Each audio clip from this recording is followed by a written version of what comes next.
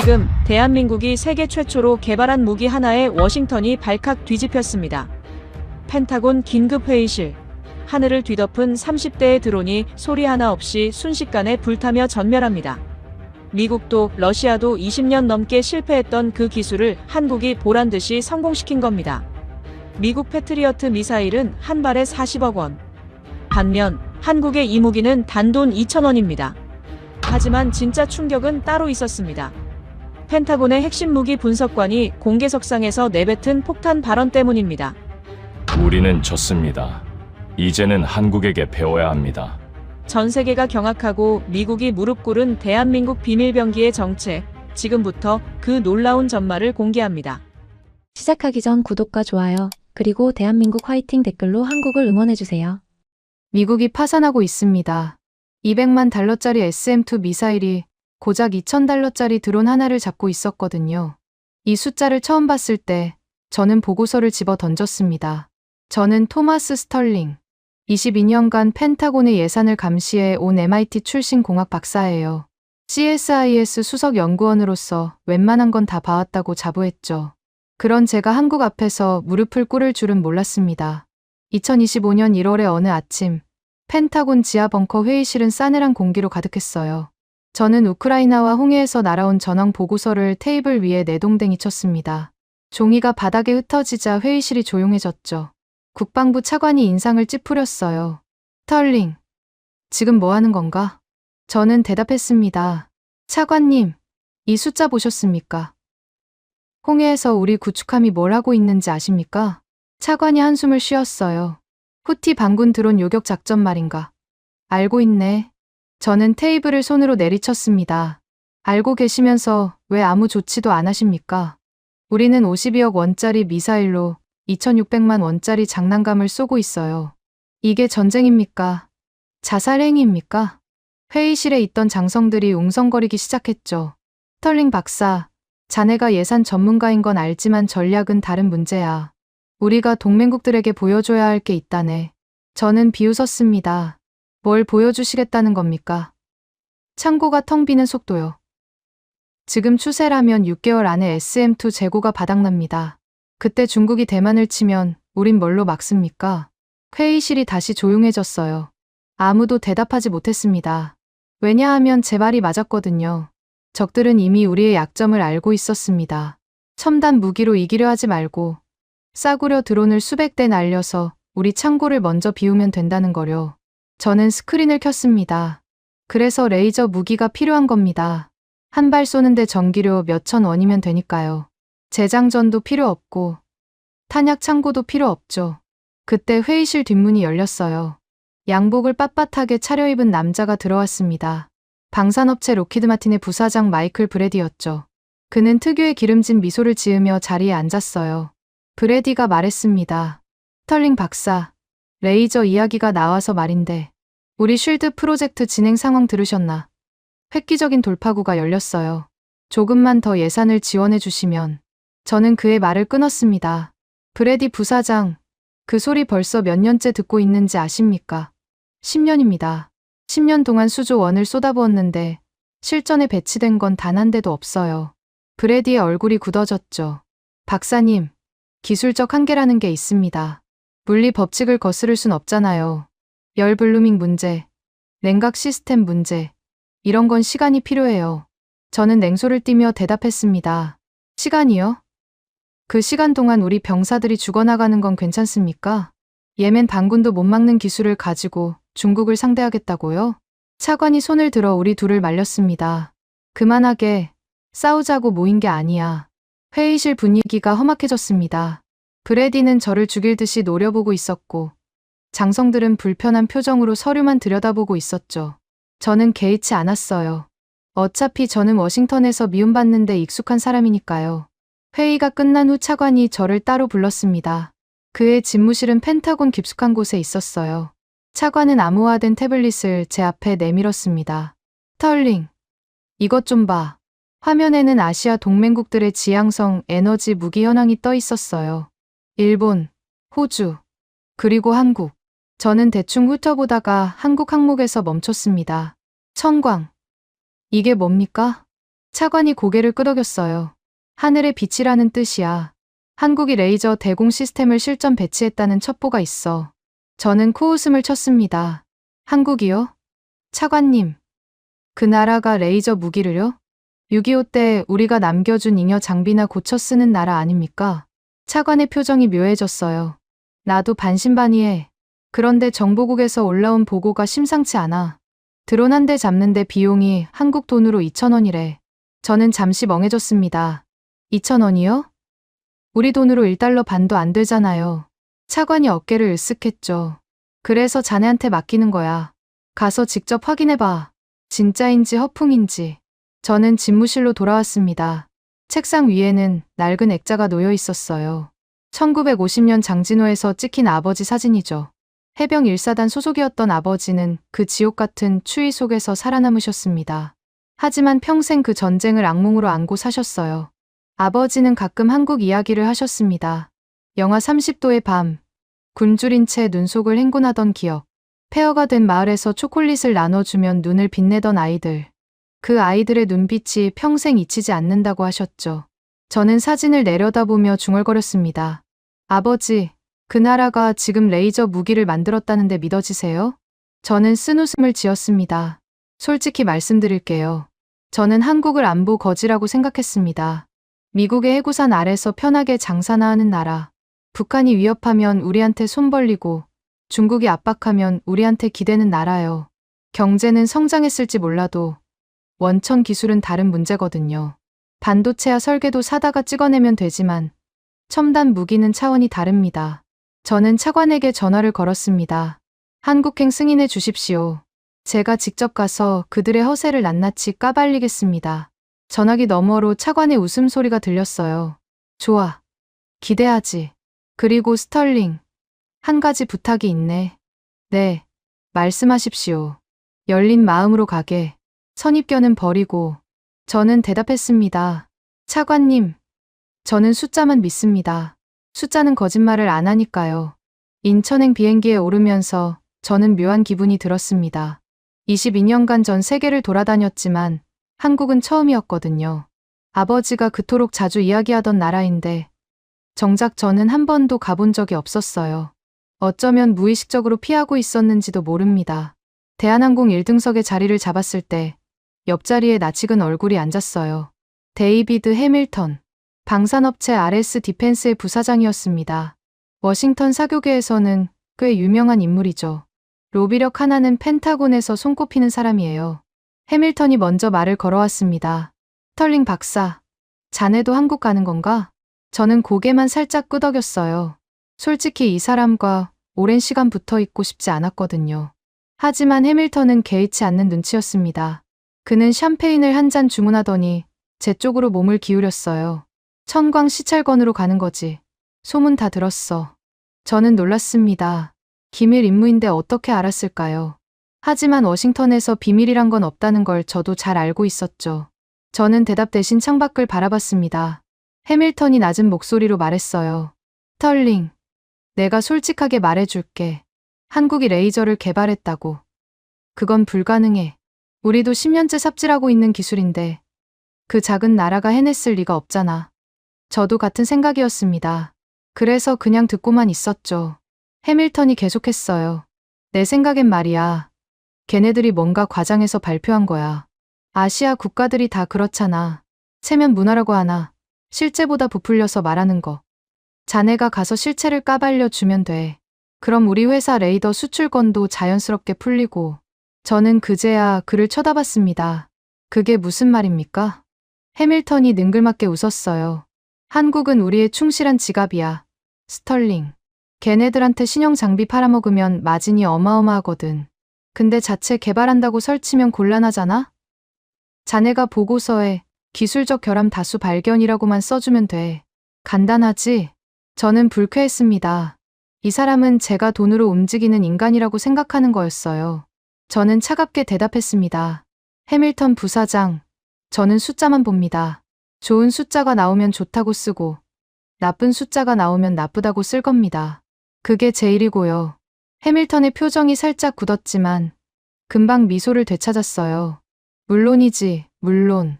자네가 그런 사람인 거 알아. 그냥 참고로 말해두는 건데, 자네 은퇴하면 우리 회사 고문 자리 하나 비어 있어. 연봉은 지금의 3배쯤 생각하면 돼. 저는 대답하지 않았습니다. 그냥 눈을 감고 잠을 청하는 척했어요. 하지만 속으로는 복잡한 생각이 들었습니다. 해밀턴 같은 사람들이 워싱턴을 움직이고 있다는 사실이 씁쓸했거든요. 그들에게 국방이란 나라를 지키는 게 아니라 돈을 버는 수단일 뿐이었습니다. 14시간의 비행 끝에 인천공항에 도착했어요.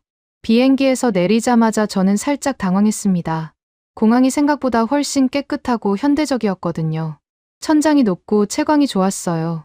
사람들도 질서 정연하게 움직이고 있었죠. 해밀턴이 옆에서 중얼거렸어요.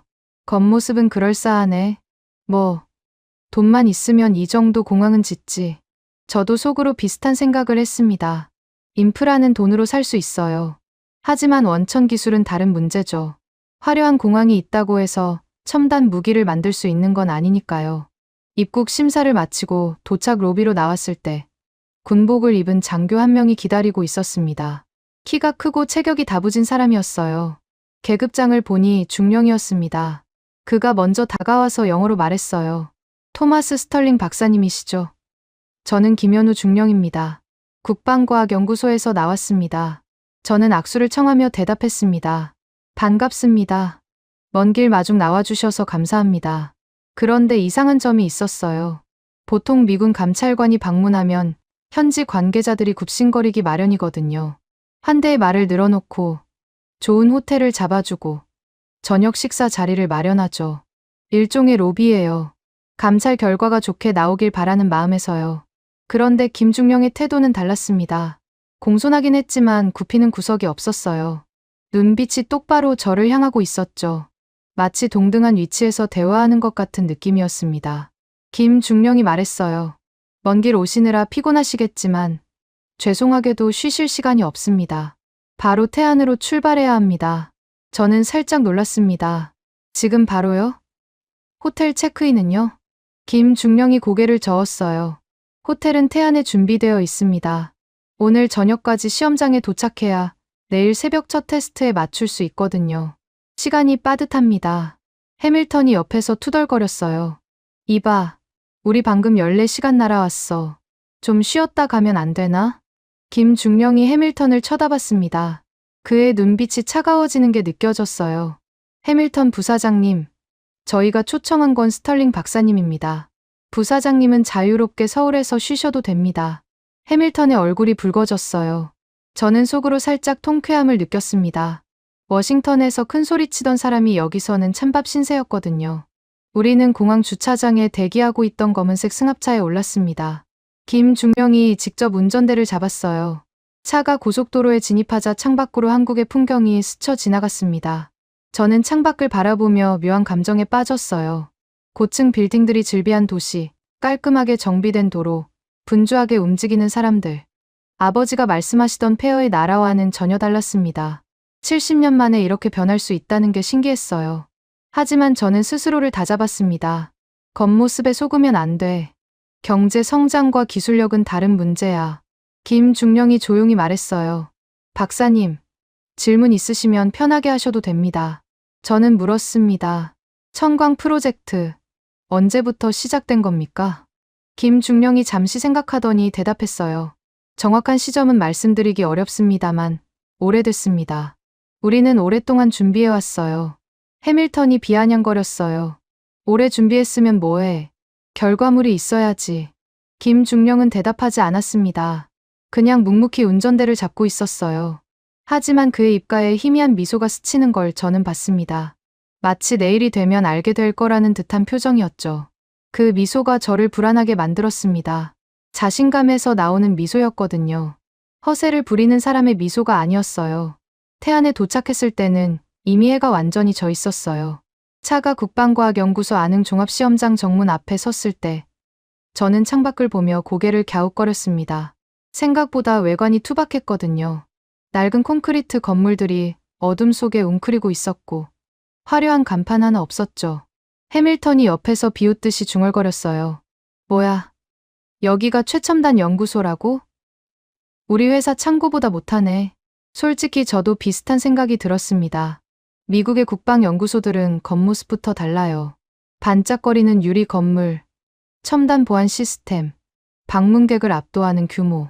그런데 여기는 마치 1970년대에 멈춰 있는 것 같았어요. 하지만 보안 검문은 전혀 다른 이야기였습니다. 정문을 통과하는 데만 30분이 걸렸어요. 신분증 확인, 지문 인식, 홍채 스캔까지 3중으로 체크하더군요. 휴대폰은 당연히 압수당했고 노트북도 특수 보관함에 맡겨야 했습니다. 이 정도 보안은 펜타곤에서도 최고 기밀 시설에나 적용하는 수준이에요. 김중령이 말했어요. 불편하시겠지만 양해 부탁드립니다. 내일 보시게 될 것들은 우리나라의 핵심 기밀이거든요. 검문을 마치고 연구동 안으로 들어서는 순간 분위기가 완전히 달라졌습니다. 밖에서 본 낡은 외관과는 딴판이었어요. 복도는 깨끗했고 곳곳에 최신 장비들이 보였죠. 하지만 제 눈길을 끈 건 장비가 아니었습니다. 사람들이었어요. 복도를 지나면서 여러 연구실을 스쳐 지나갔는데 밤 9시가 넘은 시간인데도 불이 꺼진 방이 하나도 없었습니다. 연구원들이 모니터 앞에 붙어서 뭔가에 몰두하고 있었어요. 어떤 사람은 머리가 기름지게 떡져 있었고 어떤 사람은 책상 위에 컵라면 용기를 산더미처럼 쌓아놓고 있었죠. 해밀턴이 코웃음을 쳤어요. 야근 문화가 대단하네. 효율은 모르겠지만 하지만 저는 다른 걸 느꼈습니다. 저 사람들의 눈빛이요. 피곤에 찌들어 있으면서도 뭔가에 홀린 것 같은 눈빛. 마감에 쫓기는 회사원의 눈빛이 아니었어요. 마치 무언가를 증명하겠다는 집념 같은 게 느껴졌습니다. 김중령이 한 연구실 앞에서 멈춰 섰어요. 강 박사님, 손님 모시고 왔습니다. 문이 열리고 한 남자가 나왔습니다. 50대 중반쯤으로 보였어요. 키는 크지 않았고 체격도 마른 편이었죠. 하지만 눈빛이 강렬했습니다. 형광등 불빛 아래에서도 번뜩거리는 게 느껴졌어요. 강진혁이라고 합니다. 청광 프로젝트 총괄 책임자예요. 그가 손을 내밀었는데 저는 그 손을 보고 살짝 움찔했습니다. 손등과 손가락에 화상 자국이 여러 개 있었거든요. 오래된 것도 있고 비교적 최근 것도 있었어요. 화학약품이나 고열에 노출된 흔적이었죠. 악수를 하면서 궁금해서 물어봤어요. 박사님, 손에 부상이 좀 있으신 것 같은데 괜찮으십니까? 강 박사가 자기 손을 내려다보더니 담담하게 대답했습니다. 아, 이거요? 직업병입니다. 레이저 광학 부품을 직접 조립하다 보면 이런 일이 생겨요. 요즘은 많이 줄었습니다. 직접 조립한다고요? 보통 연구소 책임자급이면 지시만 하고 실무는 부하 직원들한테 맡기는 게 일반적이거든요. 그런데 이 사람은 자기 손으로 직접 부품을 만지고 있다는 거였어요. 강 박사가 우리를 연구실 안으로 안내했습니다. 방 안은 어수선했어요. 책상 위에는 논문과 도면이 뒤섞여 있었고 한쪽 벽면에는 화이트보드가 빼곡한 수식으로 가득 차 있었죠. 에어컨은 꺼져 있었고 창문이 살짝 열려 있어서 서해의 짠 바람이 들어오고 있었습니다. 해밀턴이 주변을 둘러보더니 비아냥거렸어요. 연구 환경이 좀 열악하시네요. 우리 회사 연구소는 개인 사무실에 에스프레소 머신까지 있는데 강 박사가 해밀턴을 쳐다봤습니다. 표정 변화 없이 담담하게 대답하더군요. 커피 머신이 미사일을 막아주진 않으니까요. 해밀턴의 얼굴이 굳어졌어요. 저는 속으로 웃음이 나왔지만 내색하지 않았습니다. 강 박사가 책상 위에서 서류 한 뭉치를 집어들었어요. 그리고 저를 똑바로 쳐다보며 말했습니다. 스털링 박사님, 내일 테스트 전에 한 가지 말씀드리고 싶은 게 있습니다. 네, 말씀하시죠. 강 박사가 서류를 제 앞에 내밀었어요. 제목을 보는 순간 심장이 덜컥 내려앉았습니다. 그건 제가 2018년에 쓴 논문이었거든요. 레이저 빔 결합의 이론적 한계에 관한 논문. 제 학문적 경력에서 가장 중요한 업적 중 하나였죠. 강 박사가 말했어요. 박사님 논문 잘 읽었습니다. 솔직히 많이 배웠어요. 특히 열 블루밍 현상에 대한 분석은 정말 탁월하더군요. 칭찬인 줄 알았습니다. 그래서 고개를 살짝 끄덕였죠. 그런데 강 박사의 다음 말이 저를 얼어붙게 만들었어요. 하지만 결론은 틀렸습니다. 뭐라고요? 강 박사가 논문의 특정 페이지를 펼쳤습니다. 제가 쓴 수식들이 빼곡하게 적혀 있었어요. 박사님은 여기서 빔 결합의 물리적 한계를 증명하셨죠. 출력이 일정 수준을 넘으면 위상 동기화가 불가능해진다고요. 맞습니까? 네, 그렇습니다. 그건 물리 법칙이에요. 강 박사가 고개를 저었어요. 아닙니다. 박사님은 자유공간 광학만 고려하셨어요. 우리는 다른 접근법을 썼습니다. 저는 반박하려고 했습니다. 무슨 소리입니까? 빔 결합은 자유공간에서 이루어지는 게 기본 원리예요. 다른 방법이 어디 있습니까? 강 박사가 미소를 지었어요. 처음 보는 표정이었습니다. 자신감이 넘치는, 그러면서도 어딘가 장난기 섞인 미소였죠. 광섬유요. 광섬유라고요? 네. 우리는 수십 개의 레이저 빔을 광섬유, 다발 안에서 결합시킵니다. 자유 공간이 아니라 제어된 환경에서요. 그러면 열 블루밍 문제가 획기적으로 줄어들어요. 박사님 논문의 전제 자체를 우회한 겁니다. 저는 할 말을 잃었습니다. 솔직히 그 순간 두 가지 감정이 동시에 밀려왔어요. 하나는 모욕감이었습니다. 제 평생의 연구를 이 동양인 과학자가 틀렸다고 단정 짓고 있었으니까요. 다른 하나는 인정하기 싫지만 호기심이었어요. 만약 그의 말이 사실이라면 그건 레이저 무기 분야의 패러다임을 바꾸는 발견이었거든요. 해밀턴이 끼어들었어요. 잠깐, 그게 말이 됩니까? 광섬유로 빔을 결합한다고요. 그러면 출력이 떨어지지 않아요? 강 박사가 해밀턴을 쳐다봤습니다. 부사장님은 공학 전공이 아니시죠? 해밀턴의 얼굴이 붉어졌어요. 그게 지금 중요한 겁니까? 중요합니다. 제가 지금 설명해 드리는 건 기술적으로 매우 복잡한 내용이거든요. 이해 못하시면 내일 테스트를 보셔도 의미가 없어요. 해밀턴이 벌떡 일어났습니다. 이봐, 지금 나를 무시하는 거야? 강 박사는 표정 하나 바꾸지 않았어요. 무시가 아니라 사실을 말씀드리는 겁니다. 그리고 부사장님, 여기는 제 연구실입니다. 목소리 좀 낮춰주시죠. 회의실에 긴장감이 감돌았습니다. 해밀턴은 분을 사귀지 못하고 씩씩거렸고 강 박사는 태연하게 서류를 정리하고 있었어요. 김중령이 상황을 수습하려고 끼어들었죠. 늦었으니 오늘은 여기서 마무리하시죠. 내일 새벽 6시에 테스트가 있습니다. 숙소로 안내해 드릴게요. 우리는 연구실을 나왔습니다. 복도를 걸으면서 저는 계속 강 박사의 말을 곱씹었어요. 광섬유 빔 결합이라. 이론적으로는 가능해요. 하지만 실제로 구현하려면 엄청나게 정밀한 위상 제어 기술이 필요합니다. 나노초 단위로 수십 개의 빔을 동기화시켜야 하거든요. 미국도 시도해봤습니다. 하지만 번번이 실패했어요. 조금만 오차가 생겨도 빔이 서로 상쇄되어 버리거든요. 그런데 이 작은 나라의 과학자가 그걸 해냈다고요? 내일이면 알게 되겠죠. 강 박사의 말이 허풍인지 아니면 제 논문이 정말로 틀렸는지. 새벽 5시에 눈이 떠졌습니다. 알람이 울리기도 전이었어요. 창밖은 아직 어두웠고 서해의 차가운 바람이 창틈으로 스며들고 있었죠. 간밤에 잠을 설쳤어요. 강 박사의 말이 자꾸 머릿속을 맴돌았거든요. 광섬유 빔 결합이라 정말 가능한 걸까요? 세수를 하고 옷을 갈아입는데 문을 두드리는 소리가 들렸습니다. 김중령이었어요. 그는 이미 완벽하게 군복을 차려입고 있었죠. 준비되셨습니까? 시험장까지 차로 10분 거리입니다. 로비에서 해밀턴을 만났는데 그는 얼굴이 퉁퉁 부어 있었어요. 아마 저보다 더 잠을 못 잔 모양이었죠. 어젯밤 강 박사한테 당한 게 자존심이 많이 상했나 봅니다. 그는 저를 보자마자 투덜거렸어요. 이 나라 사람들은 손님 대접을 어떻게 하는 건지 모르겠군. 새벽부터 끌고 다니다니. 저는 대답하지 않았습니다. 솔직히 저도 피곤했지만 이상하게 가슴이 두근거렸거든요. 긴장인지 기대인지 모를 감정이었어요. 어쩌면 둘 다였을지도 모릅니다. 차를 타고 10분쯤 달리자 야외 시험장이 나타났습니다. 서해 바다가 한눈에 내려다 보이는 언덕이었어요. 동쪽 하늘이 막 붉어지기 시작하고 있었죠. 그런데 시험장에 도착해서 차에서 내리는 순간 저는 고개를 갸웃거릴 수밖에 없었습니다. 천광이라는 무기가 어디 있는 겁니까? 눈앞에 보이는 건 그냥 컨테이너 박스였거든요. 화물선에 실리는 그런 평범한 철제 컨테이너요. 크기도 생각보다 작았어요. 길이가 한 6m, 폭이 2m 반 정도였을까요? 대형 승합차보다 조금 큰 정도였습니다. 강 박사가 우리를 맞으며 컨테이너를 가리켰어요. 여기 있습니다. 이게 천광이에요. 해밀턴이 코웃음을 쳤죠. 뭐야? 이게 전부야? 우리 회사 레이저 시스템은 트럭 10대 분량인데 이 깡통 하나로 뭘 하겠다는 거야? 솔직히 저도 비슷한 생각이 들었습니다. 고출력 레이저 무기는 크기가 클 수밖에 없어요.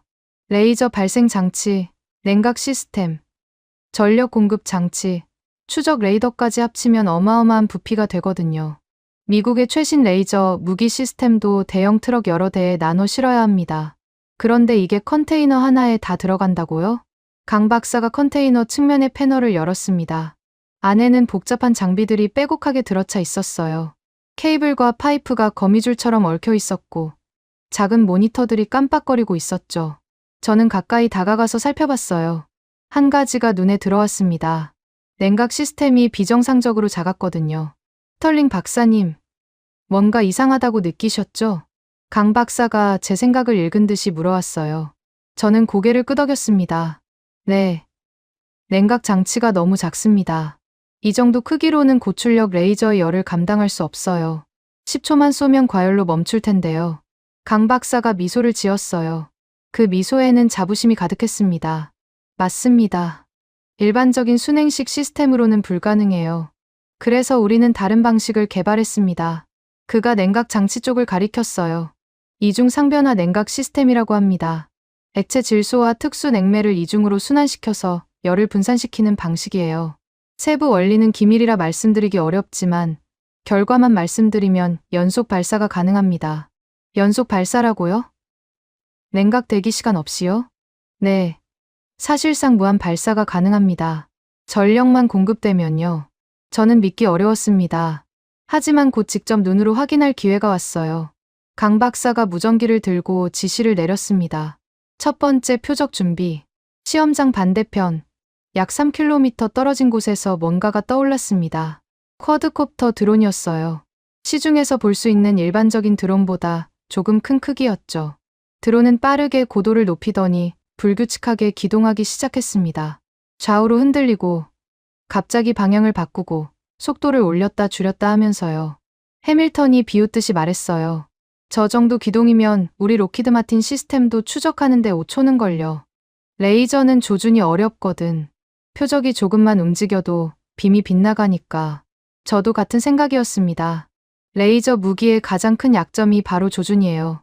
미사일은 발사 후에도 표적을 따라가지만 레이저는 빛의 속도로 직진하기 때문에 정확히 맞춰야 합니다. 표적이 움직이면 빔을 계속 따라가게 해야 하는데 그게 생각보다 엄청나게 어렵거든요. 강 박사가 청광 운용 요원에게 고개를 끄덕였습니다. 발사 준비. 컨테이너 상단에서 뭔가가 움직였어요. 포탑 같은 게 솟아오르더니 드론을 향해 방향을 틀었습니다. 빔 디렉터라고 부르는 장치였죠. 거울을 고속으로 움직여서 레이저 빔의 방향을 조절하는 장치예요. 발사. 그 순간 저는 숨을 멈췄습니다. 아무 소리도 나지 않았거든요. 굉음도 없고 화염도 없고 연기도 없었어요. 그냥 정막이었습니다. 잠깐, 발사한 건가요? 저는 쌍안경을 들어 드론을 봤습니다. 드론이 이상하게 흔들리고 있었어요. 처음에는 바람 때문인가 싶었죠.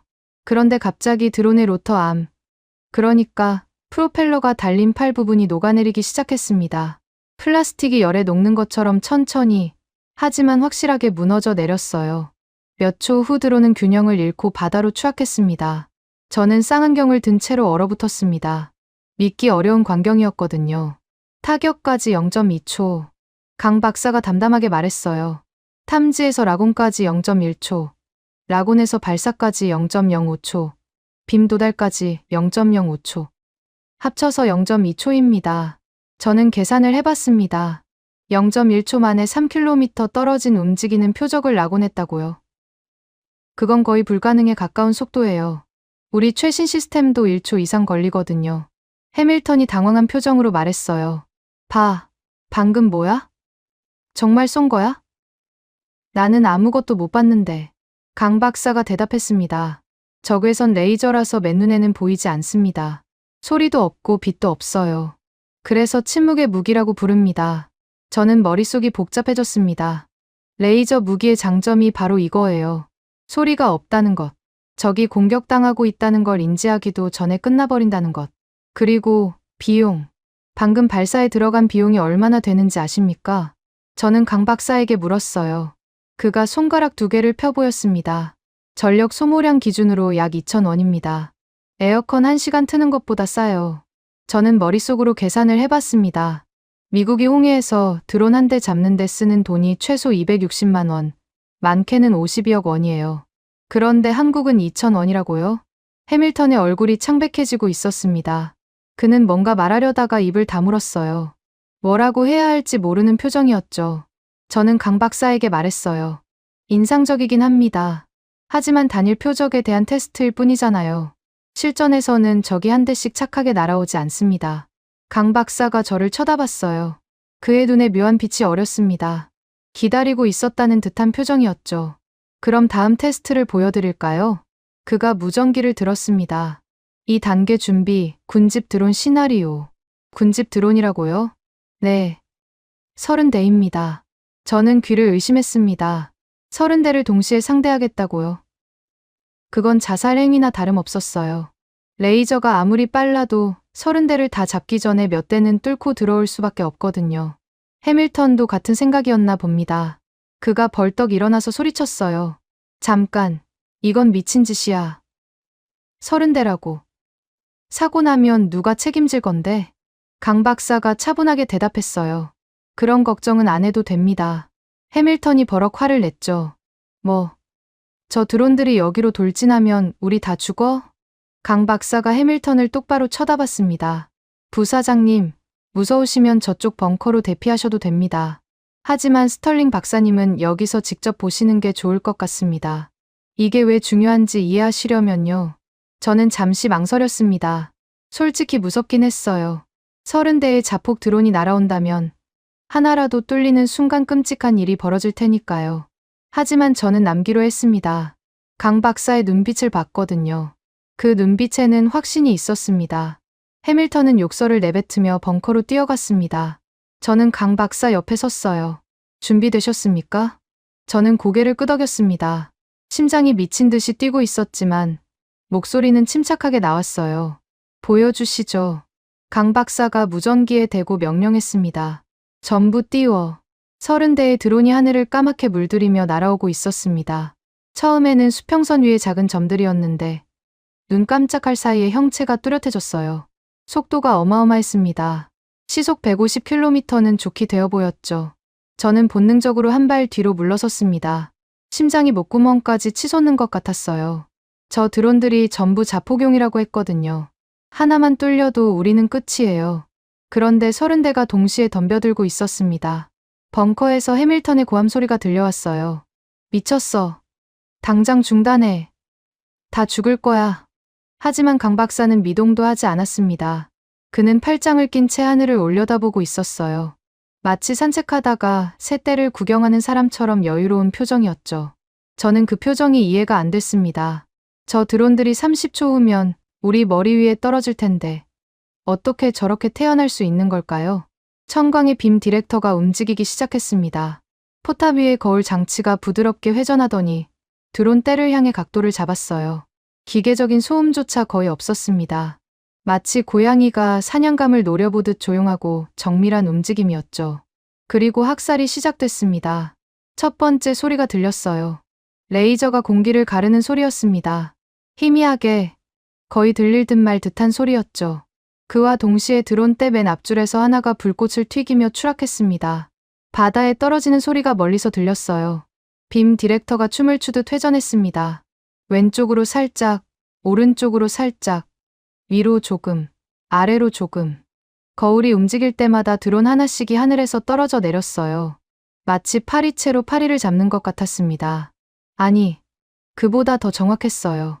파리채는 가끔 빗나가지만 청광은 단 한 번도 빗나가지 않았거든요. 저는 쌍안경을 들고 드론들을 관찰했습니다. 드론들이 쓰러지는 방식이 특이했어요. 폭발하는 게 아니었거든요. 로터암이 녹아내리거나 배터리 부분이 타들어가거나 센서가 망가지면서 균형을 잃고 추락하는 거였죠. 외과 수술처럼 정밀하게 핵심 부위만 파괴하고 있었습니다. 드론들도 바보가 아니었어요. 군집 드론은 AI로 연결되어 있거든요. 앞에 있는 동료들이 격추되는 걸 보고 대형을 바꾸기 시작했습니다. 흩어지면서 불규칙하게 기동했죠. 어떤 드론은 급강하했고, 어떤 드론은 급상승했고, 어떤 드론은 옆으로 빠지면서 아군을 방패 삼아 숨으려 했어요. 하지만 소용없었습니다. 천광의 빔 디렉터는 드론들의 움직임을 예측하고 있는 것처럼 보였어요. 드론이 왼쪽으로 피하기도 전에 레이저가 먼저 그 지점에 도착해 있었죠. 마치 드론들의 생각을 읽는 것 같았습니다. 강 박사가 설명했어요. 저희 AI가 표적의 비행 패턴을 실시간으로 분석합니다. 과거 3초간의 움직임을 바탕으로 다음 이동 경로를 예측하죠. 정확도가 98% 이상입니다. 저는 대답할 수가 없었습니다. 눈앞에서 벌어지는 광경에 정신이 팔려 있었거든요. 드론들이 낙엽처럼 떨어지고 있었습니다. 하나, 둘, 셋. 눈 깜짝할 사이에 10대가 사라졌어요. 그리고 15대, 20대. 하늘이 점점 깨끗해지고 있었습니다. 살아남은 드론들이 최후의 발악을 했어요. 나머지 10대가 일제히 급강하하면서 천광을 향해 돌진했습니다. 자폭 공격이었죠. 마지막 남은 드론들이 목숨을 버리고 덤벼드는 거였어요. 저는 숨을 멈췄습니다. 저 속도면 10초 안에 도착해요. 천광이 한 대 잡는데 2, 3초가 걸리니까 10대를 다 잡으려면 최소 20초가 필요합니다. 시간이 부족했어요. 하지만 천광은 더 빨라졌습니다. 빔 디렉터의 움직임이 눈에 보이지 않을 정도로 빨라졌어요. 거울이 미세하게 떨리면서 각도를 조절하고 있었죠. 레이저를 끄지 않고 거울 각도만 바꿔서 다음 표적을 타격하는 방식이었습니다. 재조준 시간이 거의 제로에 가까웠어요. 마지막 드론의 로터가 녹아내렸습니다. 드론은 힘을 잃고 빙글빙글 돌면서 추락했어요. 천광에서 불과 50m 떨어진 곳에 떨어졌죠. 쿵 하는 둔탁한 소리와 함께 흙먼지가 피어올랐습니다. 그리고 정적이 찾아왔어요. 저는 멍하니 서 있었습니다. 귀가 멍멍했어요. 심장은 아직도 미친 듯이 뛰고 있었죠. 하지만 눈앞의 현실은 분명했습니다. 30대의 드론이 전멸했어요. 단 한 대도 뚫리지 않았습니다. 강 박사가 스톱워치를 보여줬어요. 2분 40초. 30대 전멸까지 걸린 시간입니다. 저는 그 숫자를 멍하니 바라봤습니다. 2분 40초. 30대를 2분 40초 만에 전멸시켰다는 건 평균 5초에 한 대씩 잡았다는 뜻이에요. 그것도 불규칙하게 기동하는 드론들을요. 해밀턴이 벙커에서 비틀거리며 나왔습니다. 그의 얼굴은 새하얗게 질려 있었어요. 말도 안 돼. 그는 중얼거리듯 말했죠. 이건 불가능해. 저도 같은 생각이었습니다. 정말로 불가능해 보였거든요. 미국의 최신 레이저 시스템도 이런 성능은 꿈도 못 꿔요. 단일 표적 상대로도 추적에 몇 초씩 걸리는데 군집 드론 30대를 상대로 이런 명중률을 보여주다니. 저는 강 박사에게 물었어요. 냉각은요? 30발 연속으로 쐈으면 과열됐을 텐데. 강 박사가 컨테이너 측면의 모니터를 가리켰습니다. 화면에는 각종 수치들이 표시되어 있었어요. 내부 온도 섭씨 42도. 정상 작동 범위 내입니다. 이중 상변화 냉각 시스템이 실시간으로 열을 분산시키고 있거든요. 이론상 300발 연속 발사도 가능합니다. 300발이라고요? 저는 할 말을 잃었습니다. 이건 게임 체인저였습니다. 미국이 수조 원을 쏟아부어도 해결 못한 문제를 이 작은 나라가 해결한 거예요. 그것도 압도적인 수준으로요. 저는 갑자기 다리에 힘이 풀리는 것 같았습니다. 강 박사가 조용히 말했어요. 스털링 박사님, 이게 우리가 15년간 매달린 결과입니다. 미국처럼 예산이 넉넉하지 않았어요. 최첨단 장비를 살 돈도 없었고 해외에서 기술을 사올 수도 없었죠. 그래서 직접 만들었습니다. 밤을 새워가며 손에 화상을 입어가며 하나하나 깎아서 만든 거예요. 저는 그의 손을 바라봤습니다. 화상 자국이 가득한 그 손을요. 어젯밤에는 그냥 지나쳤던 그 흔적들이 이제는 다르게 보였어요. 저건 그냥 부상이 아니었습니다. 저건 집념의 흔적이었어요. 머릿속에서 한 가지 생각이 떠올랐습니다. 우리는 대체 그동안 무슨 짓을 한 걸까? 미국은 10년간 수조 원을 쏟아부었어요. 최고의 대학, 최고의 연구소, 최고의 인재들을 동원했죠. 그런데 결과물은 뭐였습니까? 실험실에서나 작동하는 시제품뿐이었어요. 실전에서는 단 한 대도 제대로 배치하지 못했습니다. 그런데 한국은 해냈어요. 예산은 우리의 100분의 1도 안 됐을 거예요. 시설도 열악하고 인력도 부족했겠죠. 그런데도 해낸 겁니다. 차이가 뭘까요? 저는 강 박사를 바라봤습니다. 그는 부하 직원들과 뭔가를 논의하고 있었어요. 표정이 진지했지만 어딘가 만족스러워 보이기도 했죠. 15년간의 노력이 드디어 증명된 순간이었으니까요. 저는 갑자기 아버지 생각이 났습니다. 아버지가 한국에 대해 하셨던 말씀이요. 한국인들의 눈 속엔 도깨비 같은 불이 있다. 그들은 잿더미 위에서도 웃으며 집을 짓는다. 어린 시절에는 그 말이 무슨 뜻인지 몰랐어요. 그냥 전쟁터에서 본 가난한 사람들에 대한 연민이려니 했죠. 하지만 지금은 알 것 같았습니다. 도깨비 같은 불. 그건 절박함이었어요. 살아남아야 한다는, 지켜내야 한다는 처절한 의지요. 미국에는 없는 것이었습니다. 우리는 너무 오랫동안 안전했거든요. 적이 본토를 위협한 적이 없었어요. 그래서 국방이 그냥 비즈니스가 되어버린 거죠. 돈벌이 수단. 하지만 한국은 달랐습니다. 이 사람들에게 국방은 생존이에요. 실패하면 죽는 거죠. 가족이 죽고 나라가 망하는 거예요. 그 절박함이 기적을 만든 거였습니다. 저는 깊은 한숨을 내쉬었어요. 가슴 한구석이 먹먹해지는 느낌이었습니다. 20년간 쌓아온 제 확신이 무너지고 있었거든요. 호텔에 도착해서 짐을 풀고 샤워를 하려는데 문을 두드리는 소리가 들렸습니다. 해밀턴이었어요. 그의 얼굴은 낮에 봤을 때와 완전히 달랐어요. 창백했던 안색은 이제 시뻘겋게 달아올라 있었고 눈에는 핏발이 서 있었죠. 술 냄새가 풍겼습니다. 꽤 마신 것 같았어요. 스털링. 그가 낮은 목소리로 말했어요. 우리 얘기 좀 하지. 저는 한 발 물러섰습니다. 해밀턴, 지금 술 마신 거 아닙니까?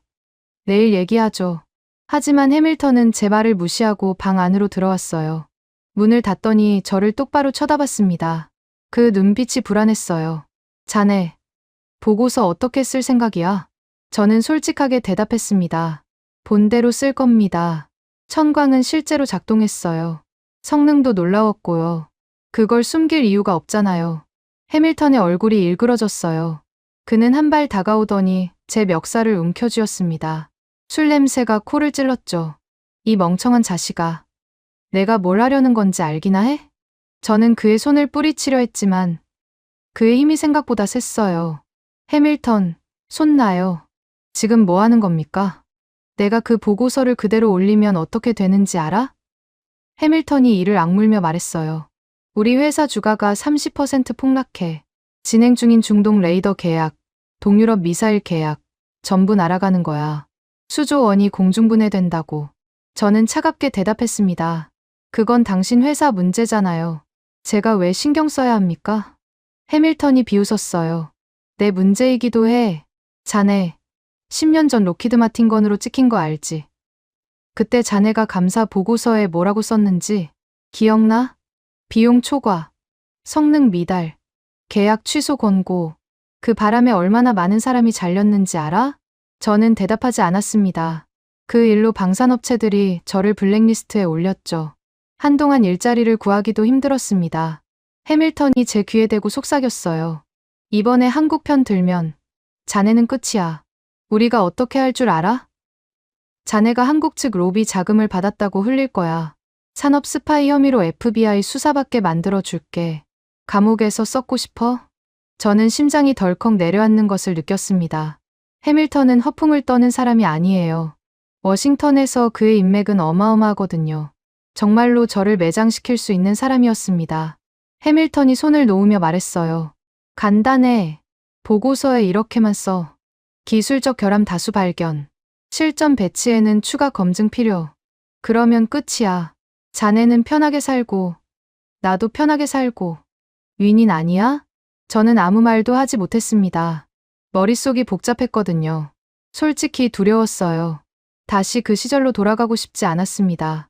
일자리도 없이 동료들한테 외면당하며 살던 그 시절로요. 해밀턴이 문 쪽으로 걸어가다가 멈춰 섰어요.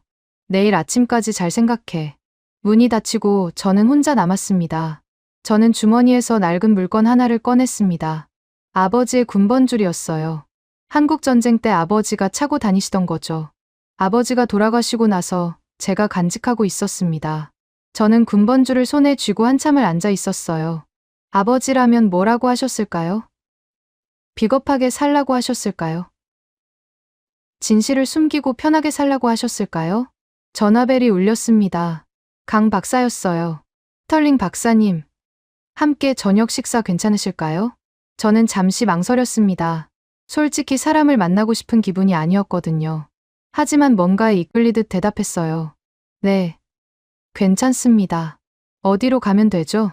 30분 후, 저는 남산 근처의 작은 한식당에 앉아 있었습니다. 강 박사가 맞은편에 앉아 있었어요. 테이블 위에는 소박한 한정식이 차려져 있었죠.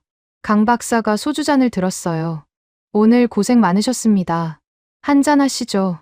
저는 잔을 받아들었지만 마시지 않고 그냥 들고 있었어요. 머릿속이 복잡했거든요. 강 박사가 제 표정을 살피더니 조용히 물었습니다. 무슨 일 있으십니까? 안색이 안 좋아 보이시네요. 저는 한참을 망설이다가 솔직하게 말했어요. 강 박사님, 솔직히 여쭤볼 게 있습니다. 미국보다 예산도 100분의 1인데 어떻게 이게 가능한 겁니까? 이해가 안 돼요. 뭔가 제가 모르는 비밀이 있는 겁니까? 강 박사가 잠시 침묵했습니다. 그리고 소주를 한 모금 마시더니 창밖을 바라봤어요. 식당 창문으로 서울의 야경이 보였습니다. 반짝이는 불빛들이 끝없이 펼쳐져 있었죠. 스털링 박사님, 저 불빛들 보이시죠? 네. 아름답네요. 강 박사가 고개를 저었어요. 아름답다고요? 저는 저 불빛들을 볼 때마다 가슴이 조여옵니다. 무슨 말씀이신지. 강 박사가 북쪽을 가리켰어요. 저기, 북쪽으로 40km만 가면 휴전선입니다. 북한의 장사정포가 배치되어 있는 곳이죠. 그 포들이 불을 뿜으면 저 불빛들이 꺼지는데 5분도 안 걸려요. 저는 말문이 막혔습니다. 강 박사가 계속했어요. 서울 인구가 얼마인지 아십니까? 1000만 명입니다. 수도권까지 합치면 2500만 명이에요. 한국 인구의 절반이 포 사정거리 안에 살고 있는 겁니다. 저는 그제야 깨달았습니다. 왜 이 사람들이 그렇게 절박하게 무기를 개발하는지를요. 강 박사의 목소리가 낮아졌어요. 제 딸이 초등학교 3학년입니다. 학교가 휴전선에서 60km 떨어진 곳에 있어요. 북한 무인기가 날아오면 10분 안에 도착하는 거리죠. 강 박사가 저를 똑바로 쳐다봤습니다. 그의 눈에 뭔가가 번뜩였어요. 분노도 아니고 슬픔도 아니었습니다. 그건 절박함이었어요. 스털링 박사님, 우리는 완벽한 무기를 만들고 싶었던 게 아닙니다. 내 아이를 지킬 유일한 방법이라서 미친 듯이 매달린 거예요. 저는 숨을 멈췄습니다. 강 박사의 말이 심장을 찌르는 것 같았거든요. 강 박사가 소주를 한 잔 더 따르며 말했어요. 예산이 부족해서 장비를 못 살 때는 직접 깎았습니다. 광학 부품이 너무 비싸서 산업용 부품을 개조해서 썼어요. 그러다 손에 화상을 입기도 하고 실험이 실패해서 폭발 사고가 나기도 했죠. 동료 한 명은 실명했습니다. 저는 아무 말도 할 수 없었습니다. 그래도 포기할 수 없었어요. 강 박사가 말했습니다. 미국한테 기대면 되지 않냐고요? 물론 고마운 일이죠. 하지만 미국은 멀리 있고 북한 포는 바로 코앞에 있어요. 미군이 도착하기 전에 제 아이가 죽으면 그게 무슨 소용입니까? 강 박사가 창밖의 불빛들을 바라봤어요. 그의 눈가가 촉촉해져 있었습니다.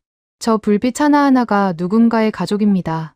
누군가의 아이고, 누군가의 부모고, 누군가의 연인이에요. 저는 저 불빛들이 꺼지는 걸 보고 싶지 않아요. 그래서 15년을 바쳤습니다. 앞으로도 바칠 거고요. 저는 한참 동안 말없이 앉아 있었습니다. 머릿속에 해밀턴의 얼굴이 떠올랐어요. 수조 원이 공중분해된다고. 감옥에서 썩고 싶어? 그리고 강 박사의 얼굴이 떠올랐습니다. 내 아이를 지킬 유일한 방법이라서 미친 듯이 매달린 거예요. 두 얼굴이 대비됐어요. 한쪽은 돈과 권력을 위해 진실을 묻으려는 사람. 다른 한쪽은 가족을 지키기 위해 목숨을 건 사람. 저는 주머니에서 아버지의 군번줄을 꺼냈습니다. 강 박사가 의아한 눈으로 바라봤죠. 제 아버지가 한국전쟁에 참전하셨어요. 저는 조용히 말했습니다. 장진호 전투에서요. 해병 1사단 소속이었죠. 강 박사의 눈이 커졌어요. 장진호요? 그 지옥 같은 전투에. 네. 아버지는 평생 그 전쟁을 악몽으로 안고 사셨습니다. 하지만 가끔 한국에 대해 말씀하실 때면 눈빛이 달라지셨어요.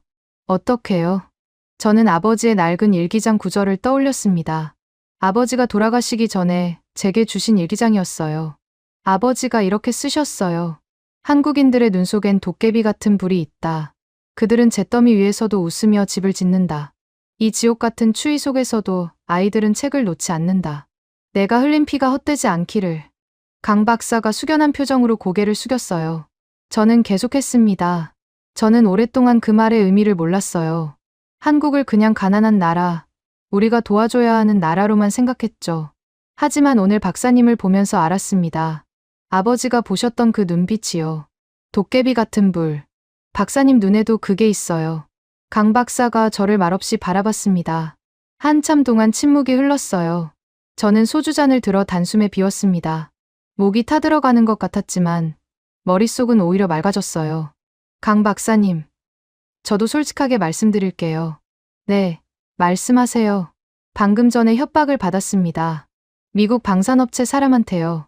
보고서를 조작하지 않으면 저를 매장시키겠다고 하더군요. 강 박사의 얼굴이 굳어졌어요. 그래서 어떻게 하실 겁니까? 저는 창밖의 불빛들을 바라봤습니다. 강 박사가 말했던 것처럼 저 불빛 하나하나가 누군가의 가족이었어요. 누군가의 아이, 누군가의 꿈. 저는 결심했어요. 본대로 쓰겠습니다. 아버지가 피 흘려 지킨 나라예요. 그 나라 사람들이 목숨 걸고 만든 무기고요.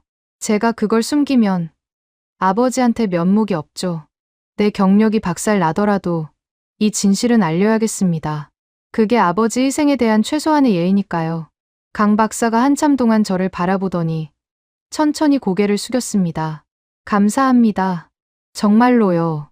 저도 고개를 숙였어요. 감사할 건 제가 해야죠. 오늘 많은 걸 배웠습니다.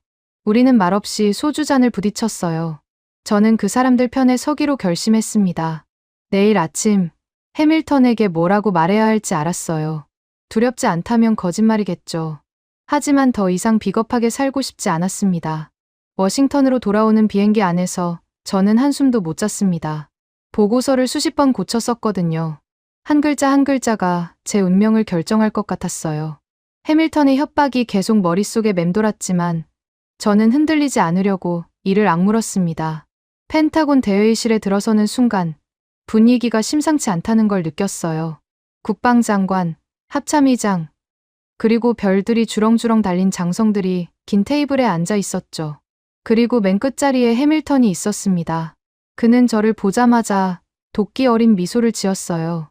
저는 스크린 앞에 서서 발표를 시작했습니다. 청광의 성능, 테스트 결과, 비용 효율성, 숫자들을 하나하나 짚어가며 설명했죠. 회의실이 점점 술렁거리기 시작했어요. 제가 예상한 반응이었습니다. 해밀턴 측 장성 하나가 손을 들었어요. 스털링 박사, 잠깐. 지금 한국이 미국보다 뛰어난 기술을 가졌다는 겁니까? 그게 말이 된다고 생각해요? 저는 침착하게 대답했습니다. 장군님, 저도 믿기 어려웠습니다. 하지만 제가 직접 눈으로 봤어요. 30대의 드론이 2분 40초 만에 전멸했습니다. 회의실이 다시 웅성거렸어요. 해밀턴이 끼어들었습니다. 장관님, 이건 한국 측이 조작한 데이터에 속은 겁니다. 스털링 박사가 한국에서 뒷돈이라도 받은 게 아닌지 조사해봐야 합니다. 저는 예상했던 공격이었지만 가슴이 철렁 내려앉았어요. 회의실의 시선이 일제히 저에게 쏠렸거든요. 의심의 눈초리들이었죠. 국방장관이 저를 쳐다봤습니다.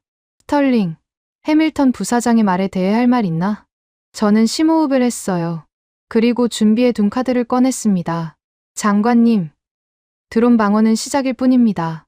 한국은 우리가 상상도 못한 것을 만들었어요. 무슨 소리야?